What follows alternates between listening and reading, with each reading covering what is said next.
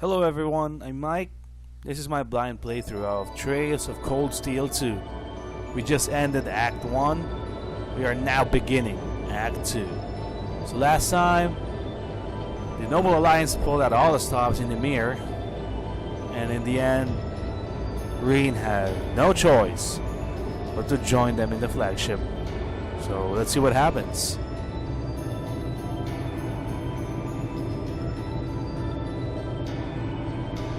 Valimar is all tied up.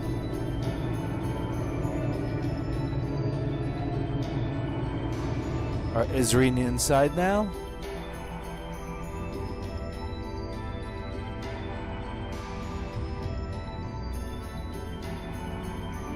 There's Duke Cayenne, Crowe, Clotilde. So yeah, Vita Clotilde. Rufus is there.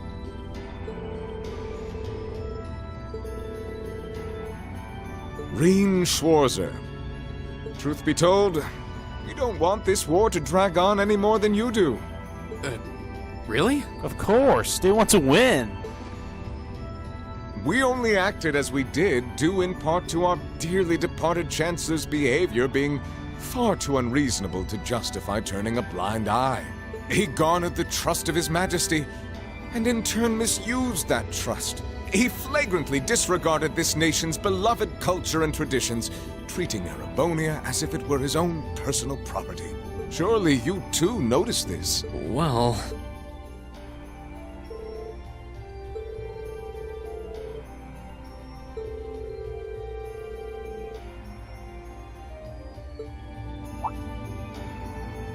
Yeah, well, that was started by Crowe, right? But as I said, the cause of our nation's ills is now gone. Now, all that remains is to turn back the hands of time just a touch, and the good old days of the Empire will be upon us once more. The key to this bright future lies in putting aside our differences and joining hands. Am I wrong? Of course, they have, what do you call that? They have new policies in place to make sure that the nobles I'm afraid that yes, are on you top. are. Do you honestly believe that people can so easily put aside their differences after all the Alliance has done? You occupied Heimdall and effectively took every one of its citizens hostage, imprisoned the Imperial family. Crowe doesn't give a damn. And let's not forget how you're now in league with the enemy nation responsible for the destruction of Gorelia Fortress. After all that, the Imperial army would never bow their heads to the likes of you, even if the rest of the population did. My word, I'm afraid there's been a terrible misunderstanding. The Imperial family is simply under our loving protection. They certainly haven't been imprisoned. Ooh, what's this? But that does bring me to exactly why I want you to help us. It does? The Azure Knight is already on our side. But if we had your Ashen Knight as well, that would mean we'd have two of the great knights of Erebonian legend to put into play. I wonder where the other great knights are. Couple them with our Panzer Soldats, and the Imperial Army's armored divisions would cower before us. You may not find us winning the war ideal, but this union benefits everyone more than carrying on until our inevitable victory, I don't think it's that simple. I beg to differ. The presence of Soldats units on a battlefield makes a tremendous difference. What they may lack in firepower and armor compared to tanks, they make up for in mobility and versatility. But more important than even those factors is the psychological impact they have on our opponents. Giant mechs. Well...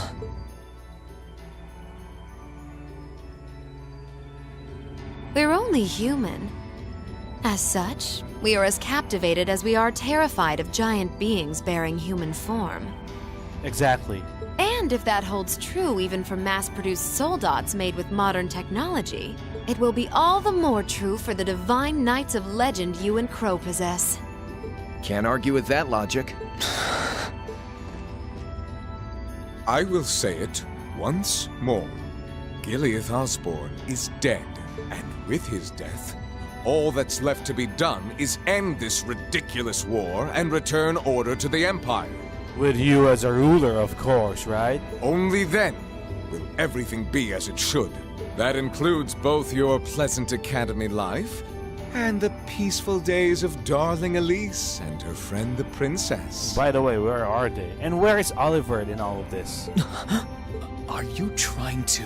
Whatever you ultimately decide, their safety is guaranteed. I would ask that you promise him this, if nothing else, Your Grace. But of course, I'm not a monster. I believe that. I think. Rufus.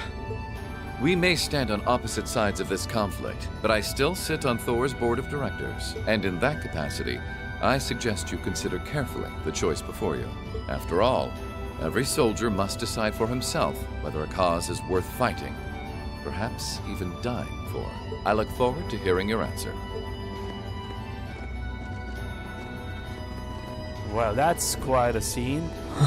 Walking out, you know, like a mic drop.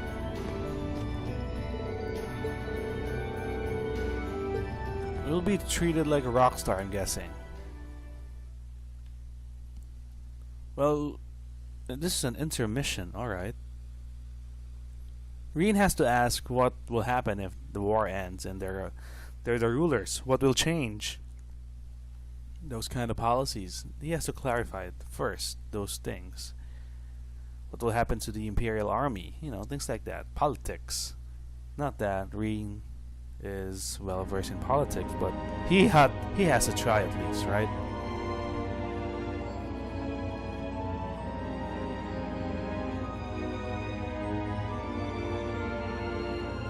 Such a classy ship.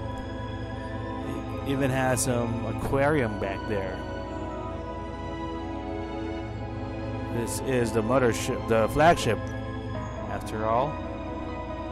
It's that blue blanks area. All those flowers.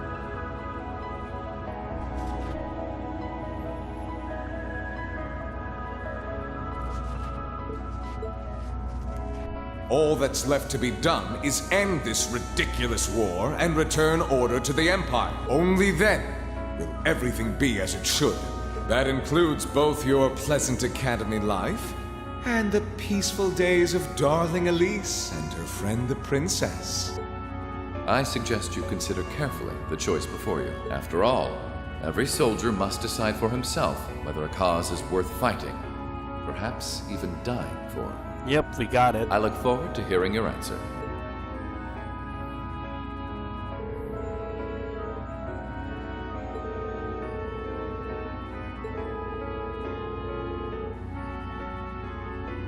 Well, you'll be friends with Crowe again, but what will happen to the other Class 7 folks?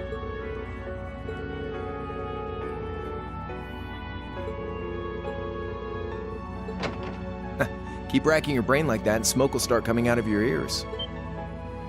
It's a bonding session with Crowe right here.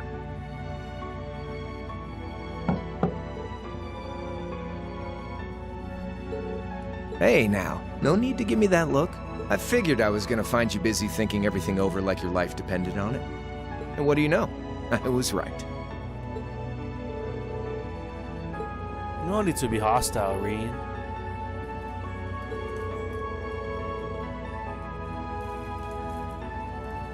It's tough being popular. You know that, Rean. Everybody wants a piece If of you joined us, I could get away with doing half the work I am now. So come on, stop freaking out about it so much and make a choice.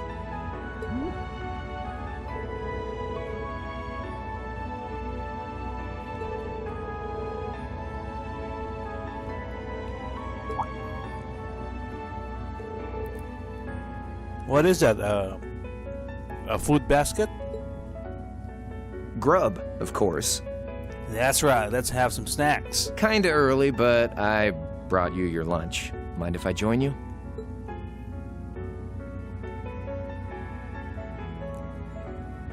Hamburgers, French fries. Are those squid onion rings? Yeah, that's great.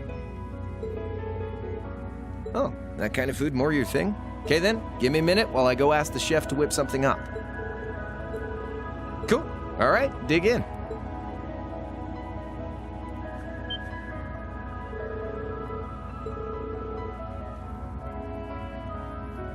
Yeah, they're called fish burgers. Popular nowadays. Pretty good, right?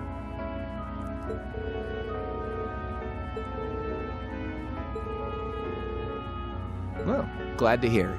Guess it was worth putting my cooking skills to the test after all. Oh, Crow prepared it. That's nice. Was my first time cooking in a while, too. Sharon could probably do better, though. But I wanted to give it a shot anyway. This stuff was like soul food back in Jirai, where I grew up. Is Jirai McDonald's? To think, all the time we spent searching for the leader of the Imperial Liberation Front, and he was right under our noses. Crow Armbrust from the Jirai SEZ. Oh, yeah. Vita was using some weird thing of hers to let you see what was going on, wasn't she? So I guess you saw what happened there.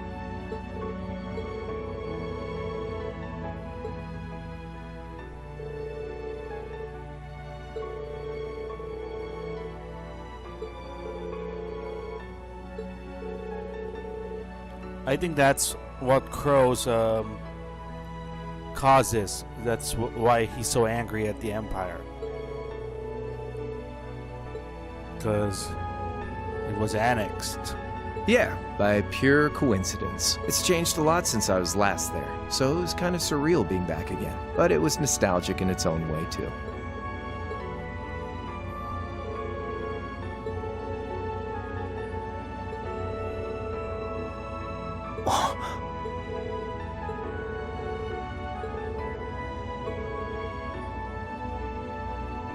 Alright. Where's the fun in prying into a guy's past? How come, again, Rean is not voiced, but Crow Save all that is? talk for your number one in class. Who's the lucky girl anyway? Elisa? Laura? Emma? Fee? How come Milliam is not in the choices? And don't tell me it's Milliam, because, you know, She's underage. Of course it's not Milliam.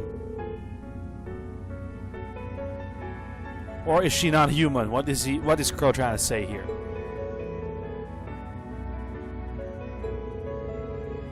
you're really serious.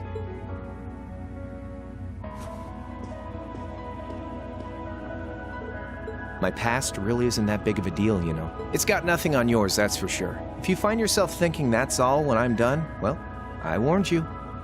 Exposition time. So, you really want to know? Here we go.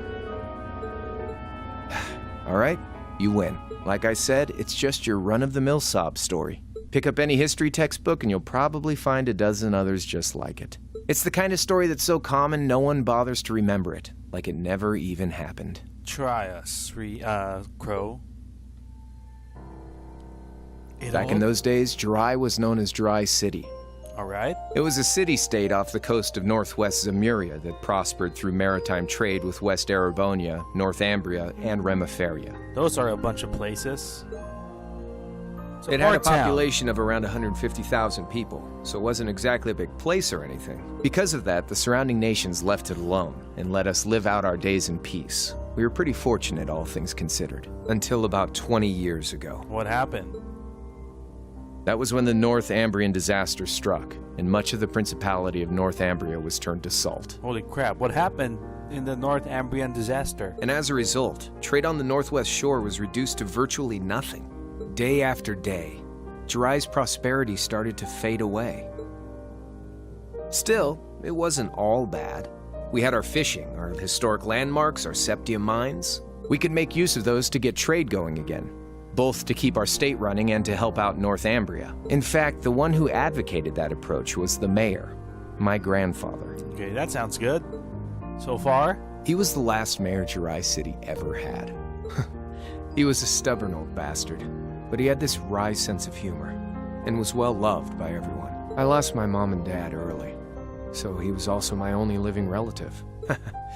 He taught me just about everything a guy could know. He was like a mom, dad, and your old master rolled into one, I guess. Anyway, fast forward to 10 years ago. Out of nowhere, we received this proposal from the Erebonian government. For annexing. They said they wanted to extend a railway line from Heimdall all the way to Jirai. We relied on the sea for trade before, but there wasn't any reason to believe we couldn't benefit from being connected to Heimdall by rail. The proposal drew overwhelming support from the city's council, and as a result, my grandfather was forced to accept. Forced to accept. Does that mean he had reservations? Within a year, the city had all of its old life back and then some. The streets were more bustling than ever. But keep in mind, this was a result of huge amounts of Imperial capital flowing into the city. Land and buildings we once treasured were bought up left and right. Everything became a target for investment.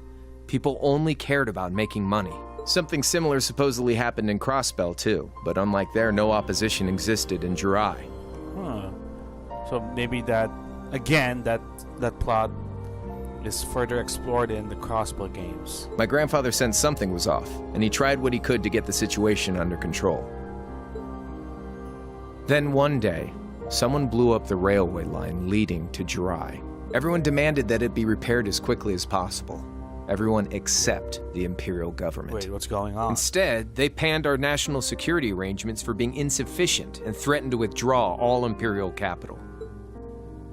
The city was left in an uproar like we'd never seen. Shares plummeted, and with no one able to ascertain the culprit's identity, chaos reigned. Interesting. That was when he showed up. Chancellor Gileath Osborne, in his third year as representative of the Imperial government, personally came to Jirai. We then received a second proposal. The restoration of the railway and its future security will be seen to by the Imperial Army. Okay. In return for our continued assistance in safekeeping, Jirai will come under the wing of our glorious empire. So is Crow saying Erebonia blew up the railway so they can come up with a second proposal?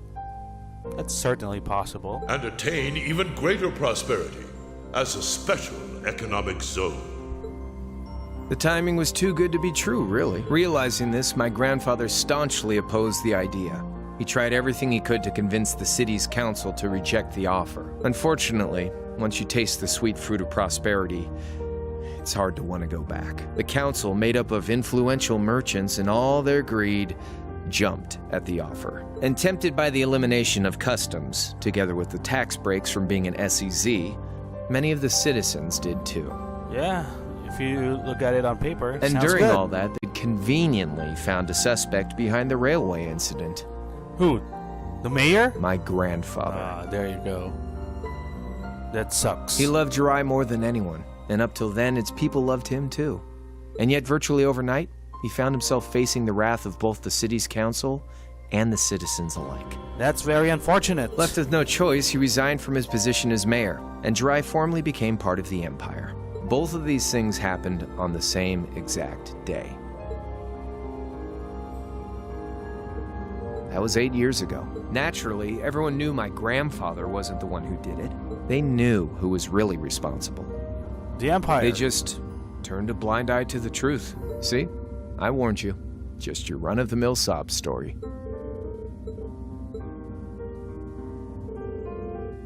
One day, he just up and died. From depression, probably. It's no joke. Once he resigned, the whole affair with the railway getting blown up was all but forgotten. He lived comfortably in retirement for about half a year, fell ill, and that was that. He just lost the will to go on, I guess. Like I said, he was the only family I had. I mean, I had plenty of friends even then, but I chose to leave it all behind. I was 13 at the time. That's when Comrade C was born. I wandered the land, doing whatever I had to get by. That was when I met old Cayenne, who happily indulged my hatred for the Chancellor. Ooh, okay. And with his financial backing, I went out with the goal to find others who were just like me. So Cayenne was already doing propaganda against the Emperor, the Chancellor. That was the beginning of the Imperial Liberation Front. Gideon, Scarlet, and Vulcan were among those I recruited. There were others? I'd also met Vita then. I only knew her as the woman who would often come to see Cayenne. She guided me to a place below the city of Ordis, and there slept the Azure Knight Ordine. One after another, I overcame the same trials you did with your friends, but alone. And once I'd proven myself worthy, Ordine accepted me as his awakener. Well, alone, you say, Crow? But you weren't that strong when you were a party member in the first game. Were you not showing your true self? That was 3 years ago. I was 16. My preparations complete, I concealed my background and enrolled in a military academy near the capital. Everything I did for the sole purpose of taking the Chancellor's head. Come on now, what's with the face? You look sadder about all this than I do. I swear, I'm not trying to tell you the Chancellor was evil or anything. Still, there's no denying that he managed to outwit my grandfather. Politics. And he may have lost, but Pop's always loved a good gamble. It's thanks to him that I'm pretty good at chess, card games, that kind of stuff. Wait a second. Chess? I don't think that's considered gambling, right? Card games, yes, but chess? Really? I'd say it's fairly normal for a student to want to avenge his master's defeat, wouldn't you? At the end of the day, there's no denying this country has problems, and the Chancellor's methods were making them worse. I studied those problems, worked out how to use the situation to my advantage, and then won the game with an all-or-nothing gamble. And you got everything. But when you think of how peaceful Jirai is now, I'd say I've got a duty to clear up the mess left behind by my game too, which means ending this war and restoring peace. So it's only when that's done that my game is truly over. So is ours. I don't want whatever your decision is to be influenced by my past, okay? Like Rufus said, you need to think long and hard about what it is you're fighting for you, more than anyone else. Anyway, I think I've stuck around here for long enough. You're gonna be treated as a visitor. Well, sort of. It's about time for the higher-ups to head back to Heimdall, so go ahead and pass the time however you want.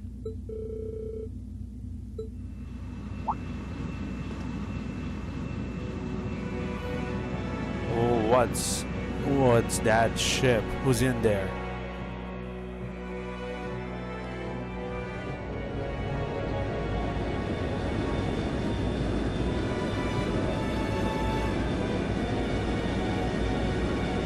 Oh, they're leaving? What about our decision? Hey, what's happening here?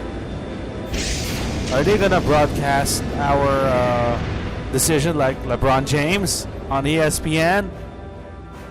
Broadcast all over Erebonia? Will Rean take his talents? There'll be no guards outside your room, so if you want to try and escape, be my guest. To the Noble Alliance? Just keep in mind that some members of Ouroboros and Zephyr are on board too. Not to mention me, Scarlet, and Vulcan. So if you're up for a gamble of your own, get ready to take all of us on. That's a threat. Oh yeah, one more thing. There's this real cute visitor in the guest of honor's room on the second floor. Of course, it's our sister and the princess. I think she'd perk right up if she saw you. So why not go pay her a visit? Just don't go making your girl jealous, okay?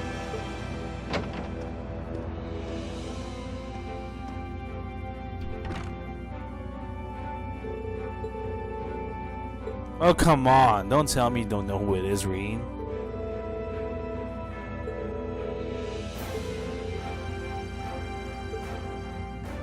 Alright. We're gonna walk around the airship.